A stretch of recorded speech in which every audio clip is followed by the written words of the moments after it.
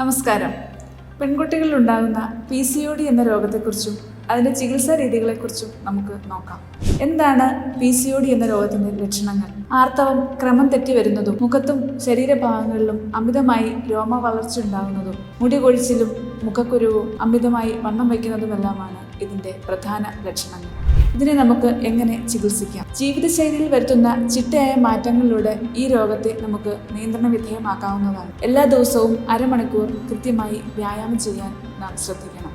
അതോടൊപ്പം ആഹാരത്തിലും നാം ശ്രദ്ധ പുലർത്തണം. ബേക്കറിയും ഫാസ്റ്റ് ഫുഡും സോഫ്റ്റ് ഡ്രിങ്ക്സും എല്ലാം കംപ്ലീറ്റ് ഒഴിവാക്കിക്കൊണ്ട് വീട്ടിലുണ്ടാക്കുന്ന സാധാരണ ആഹാരം കൃത്യസമയത്ത് കഴിക്കാൻ നാം ശ്രമിക്കേണ്ടതാണ്. അതോടൊപ്പം എല്ലാ ദിവസവും 6-7 മണിക്കൂറെങ്കിലും കൃത്യമായി ഉറങ്ങാനും നാം ശ്രദ്ധിക്കണം. വളരെ വൈകി ഉറങ്ങുന്നതും വൈകി എണീക്കുന്നതും ഒരുപോലെ ദോഷം ചെയ്യുന്നതാണ്. ഇത്തരം കാര്യങ്ങളെല്ലാം ശ്രദ്ധിച്ച ശേഷവും 3-4 മാസങ്ങൾ കൊണ്ട് ആർത്തവം ക്രമമായി വരുന്നില്ലെങ്കിൽ ഒരു ഗൈനക്കോളജി ഡോക്ടറെ സഹായം തേടുകയും ആവശ്യമായ മരുന്നുകൾ കഴിക്കുകയും മറ്റു രോഗങ്ങളൊന്നുമില്ലെന്ന് നാം ഉറപ്പാക്കുകയും ചെയ്യുന്നതാണ്. Thank you.